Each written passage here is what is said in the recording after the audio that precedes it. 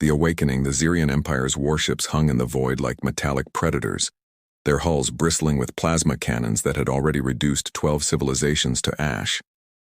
Commander Vexhar stood on the bridge of his flagship, the Decimator, watching another world burn through the viewscreen. His forearms crossed in satisfaction as the planet's defense stations exploded one by one, their desperate transmissions cutting off mid-scream. 300 light-years away, in a hidden station orbiting a dying star, the Council of Free Worlds held what many believed would be their final meeting. Ambassador Kelia of the Altarian Federation adjusted her breathing apparatus, the methane-oxygen mix hissing softly as she reviewed the grim reports. Her crystalline form reflected the dim emergency lighting, casting rainbow patterns across the conference table where 6 other species sat in various states of despair. "The Terran Fleet has taken the Rigel system," announced Counselor Thorne, his reptilian scales dulled with exhaustion. "That makes 43 systems in the past solar rotation. At this rate, they'll reach the core worlds within 2 cycles. The assembled representatives fell silent. They all knew what that meant. The Council had been formed 800 years ago to maintain peace and trade between species. They had dealt with pirates, territorial disputes, and the occasional rogue AI.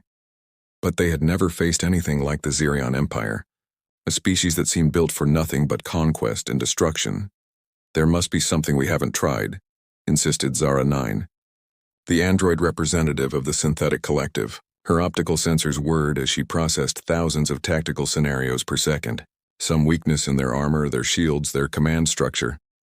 "We've analyzed everything," Kelia replied, her voice resonating through the translator like wind chimes. "Their technology is superior in every way. Their ships are faster, their weapons more powerful, their shields virtually impenetrable. We simply don't have the capability to stop them." It was then that the station's long-range sensors detected something unusual. A small courier ship, badly damaged and leaking radiation, emerged from hyperspace just outside their defensive perimeter. The pilot was requesting immediate docking permission, claiming to have information that could change everything. The pilot turned out to be a Corvian archaeologist named Dr. Aaron. Her black feathers singed and several of her wings broken. She stumbled into the council chamber, clutching a data crystal that pulsed with an odd blue light. "I found something," she gasped, collapsing into a medical chair that immediately began treating her injuries. "On Kepler 442's third moon. Ruins ancient beyond measure, but not dead. Still active, still waiting." Counselor Thorne leaned forward, his yellow eyes narrowing. "Waiting for what?" "For someone to wake them," Aaron whispered. "The humans. They're real and they're still out there." The council chamber erupted in confused voices. Humans were legends. Stories told by the oldest spacefaring races about a species that had appeared briefly in galactic history nearly 3 centuries ago. They had fought in something called the Unity Wars, displaying tactical brilliance and technological innovation that had stunned observers. Then just as suddenly as they had appeared, they vanished. Their entire solar system had gone dark, surrounded by automated warning beacons that destroyed any ship that came too close. "The ruins contained a message," Aaron continued, her voice growing stronger as the medical systems worked, written in dozens of languages, including several dead ones. But the core message was always the same. "When the darkness comes for the innocent, break the seal. Speak these words to the void. Terra protocol active. Humanity stands ready." Zara 9's processors hummed loudly. "That's impossible. Even if humans existed, even if they're somehow still alive after 3 centuries of isolation, why would they help us? Why would they care?" "Because," Aaron said, pulling up a holographic display from the data crystal, "according to these records, they predicted this. They knew something like the Xerion would come. They saw the patterns in galactic history, the rise and fall of empires, the cycles of conquest. And they decided to become something else. Not conquerors, not victims, but guardians waiting in the shadows. The hologram showed star charts, but not current ones. These were projections, scenarios mapped out with frightening accuracy.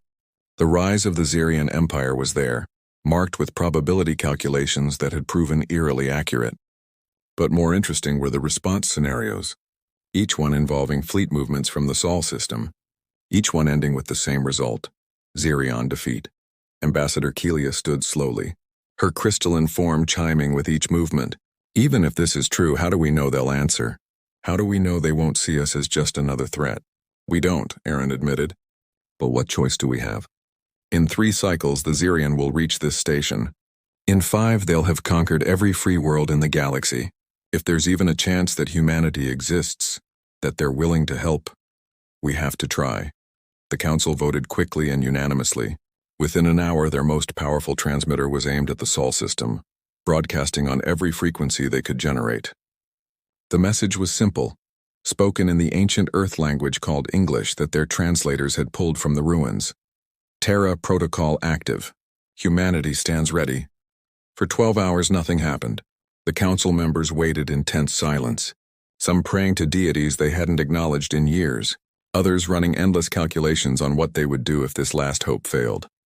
Then, exactly 13 hours after the transmission was sent, every sensor in the station screamed alerts. Energy signatures were spiking in the Sol system, massive readings that dwarfed anything in their databases. One by one, points of light began appearing on their long-range scanners. Ships, hundreds of them, each one generating power readings that made the Zirian dreadnoughts look like cargo haulers. A transmission came through, crystal clear despite the impossible distance. The voice was human, speaking an accented but understandable galactic standard.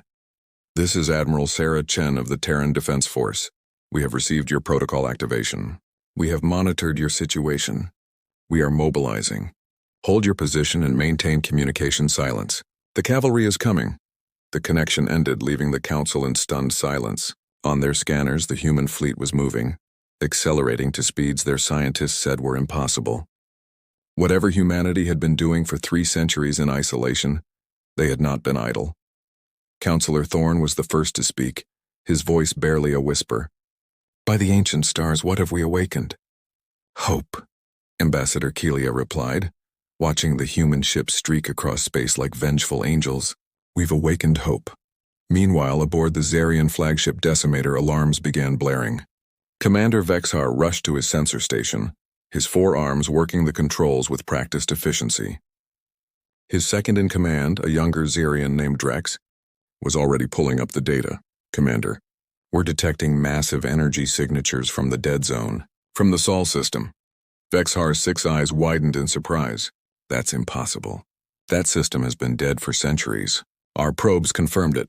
Sir, these readings, I've never seen anything like them. The power output from each signature is exceeding our theoretical maximum for spacefaring vessels. And, sir, there are hundreds of them. For the first time in his long career of conquest, Commander Vexhar felt something cold settle in his primary stomach. Fear was an emotion he had inflicted on countless species but rarely experienced himself. Send a reconnaissance fleet, he ordered. 20 ships. Find out what's happening in that system. Sir, the signatures are moving. They're heading directly for our position at speeds that should be impossible. At their current velocity, they'll intercept our main fleet in 72 hours. Vexhar turned to his tactical display, watching the approaching dots that represented the unknown ships. Each one pulsed with energy readings that made his scales itch with primitive warning instincts. Send word to all Zarian fleets, he commanded. Converge on our position. Whatever is coming from that dead system, we will meet it with the full might of the Empire. As his orders were transmitted across the galaxy, Vexhar couldn't shake the feeling that something fundamental had changed. The Zirian had conquered dozens of species, each one falling before their superior technology and ruthless tactics. But this felt different. This felt like the predator suddenly discovering it might actually be prey. The reckoning, 72 hours passed like heartbeats for the waiting galaxy.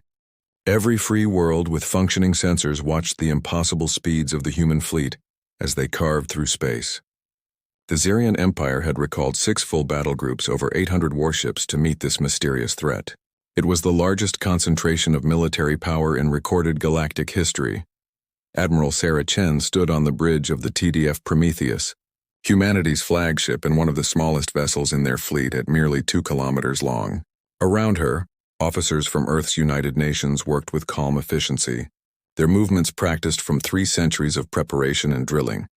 Admiral, we're approaching the intercept point, reported Captain Marcus Webb, her second-in-command. The Zirian fleet is in formation, standard conquest pattern. They have no idea what's about to happen. Sarah nodded, her weathered face showing no emotion. She was 63 years old, born and raised on Mars during the Reconstruction period. Like every human born after the Unity Wars, she had been raised with one truth hammered into her bones. Never again would humanity be caught unprepared. "Open a channel to the Xerion commander," she ordered. "Let's give them one chance to surrender."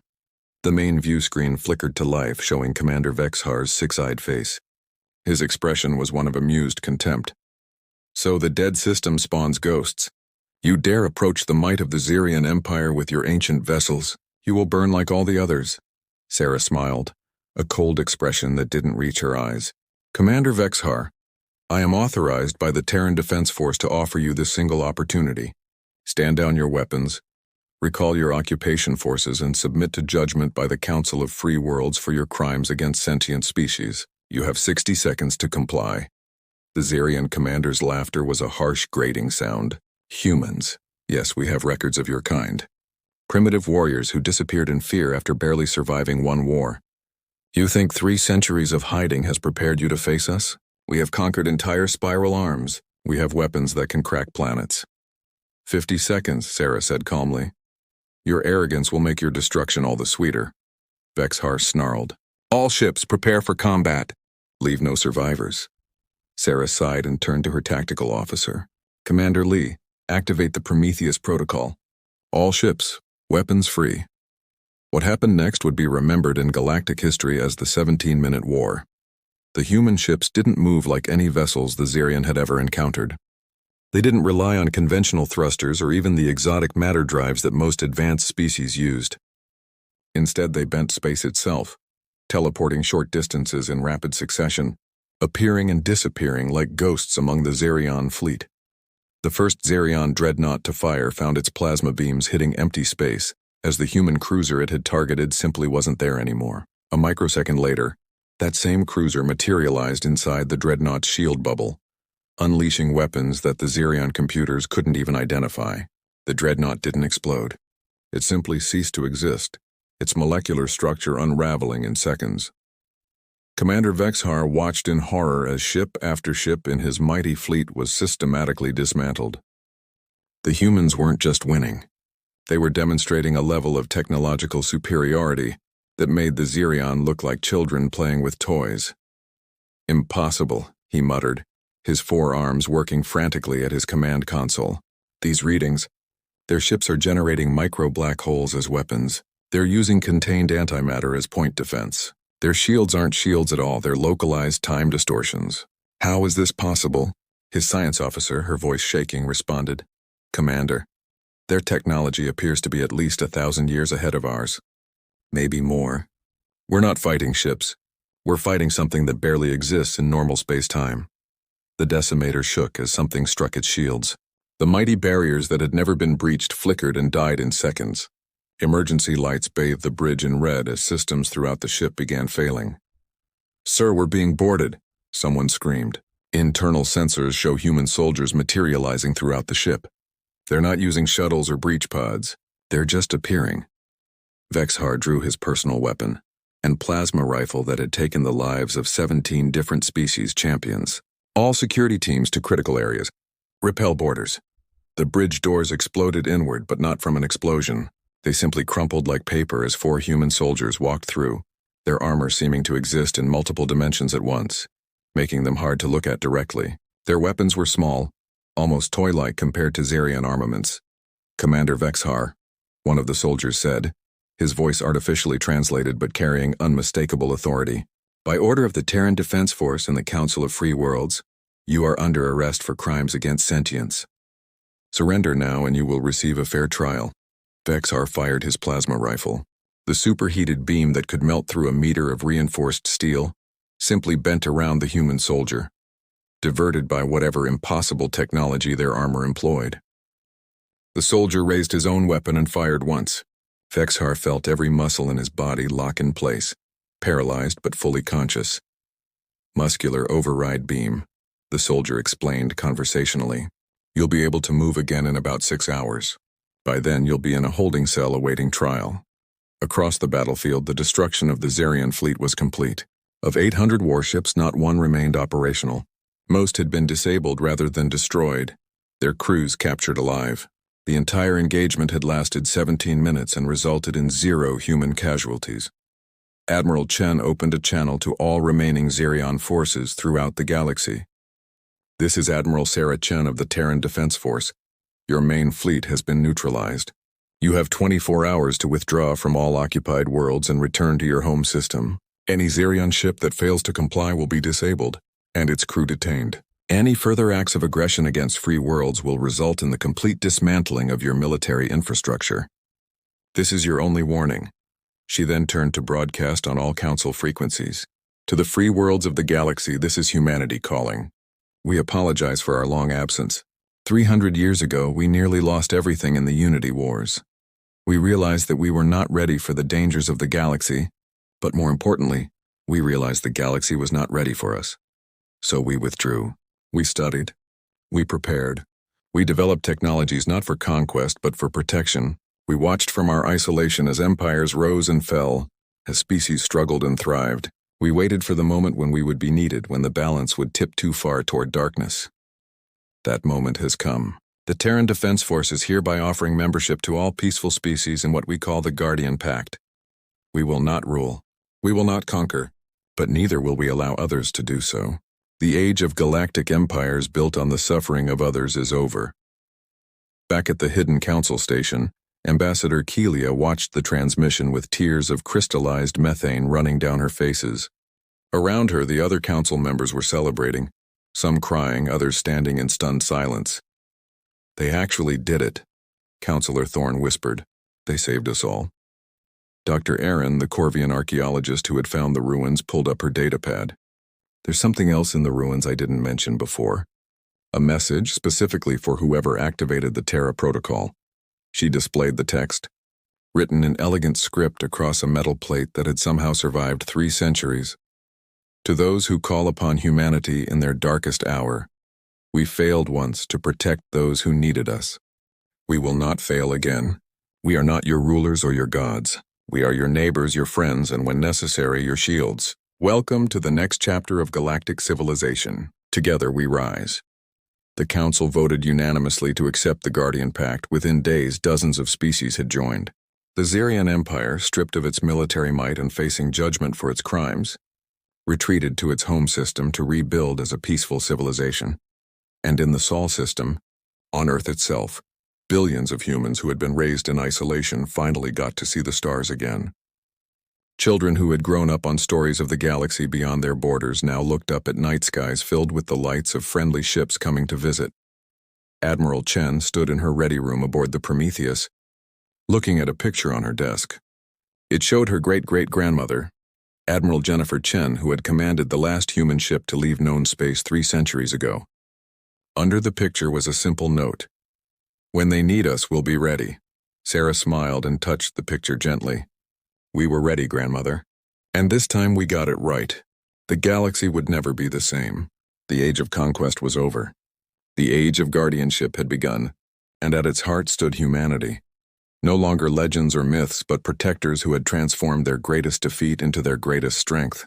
They had turned isolation into preparation, fear into determination, and weakness into unassailable power. The humans were back, and this time they were here to stay.